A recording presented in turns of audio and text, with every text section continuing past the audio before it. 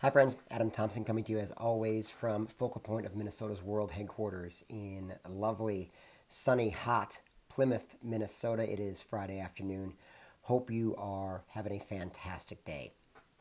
The bridge is out right by my house. The bridge that connects us to the world is closed until October for construction. The bridge that gets us to 394, which gets us to 494, which gets us everywhere else, is shut down, which means I need to snake around and go through Wayzata or go up 101 and all the way across and everything else. And it's a giant pain, and I'm not enjoying it, and it's making my summer commute a little more difficult than usual.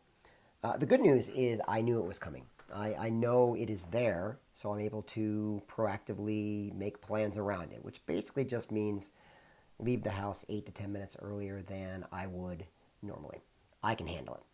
I knew it was coming. I was prepared for it. I had a plan, and I'm executing that plan to minimize the issue. And now it's just a minor annoyance instead of a giant pain.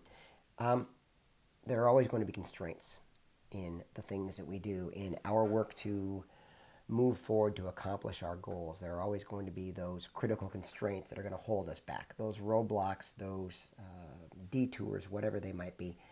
And the key to being successful, the key to really overcoming them, is to have that plan, is to recognize them before they happen, to note that they are coming, and to establish that plan to either remove those constraints or minimize them at best. I did a workshop this week on goal setting and building the plan to achieve those goals. And one of the things we talk about in that process is this idea of recognizing what's going to get in your way, looking out ahead and seeing where there may be issues and building your plan or building a plan B in case those issues do pop up. If you look at successful organizations, successful people, successful companies, they are invariably those that have that ability to gaze into the future, to look off into the distance, to be proactive, and to recognize what might go wrong and come up with a plan on how to address those things.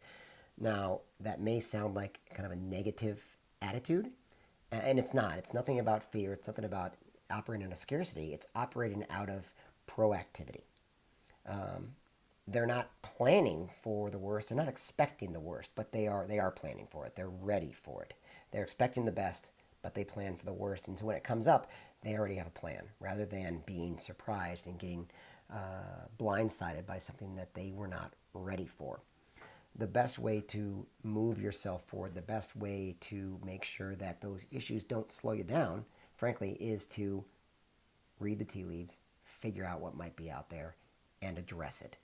Customer issues, industry issues, financial issues, systems, processes, partners, employees, all these things can add up to an issue if you're not prepared. And the more you can proactively recognize what might be out there, the better prepared you will be to address them. It's, like I said, one of the steps in achieving the goals you set. If you're in a spot where you do feel like there are some constraints that are holding you back that did catch you by surprise, if you are realizing that you're not prepared for the things for which you need to be prepared for, let's have that conversation. Let's figure out how to get you more proactive. Let's figure out what that plan might look like. Let's look at your goals. You need to know where you're going so you can identify the route, so you can figure out where those roadblocks might be. Let's establish those goals, make that plan, and make sure you are moving forward. If you have any thoughts on that, I would love your comments below. Please DM me or message me directly if you want to have a conversation. You can always reach me at athompson at focalpointcoaching.com. If you want to share this out to someone who this might resonate with, I would love that. Like the page, follow the page.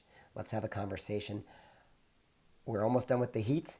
It's going to be 20 degrees cooler tomorrow. The heat wave is almost over, so keep the air conditioning on for one more day. Get by some water. Have a great weekend, and I'll talk to you soon.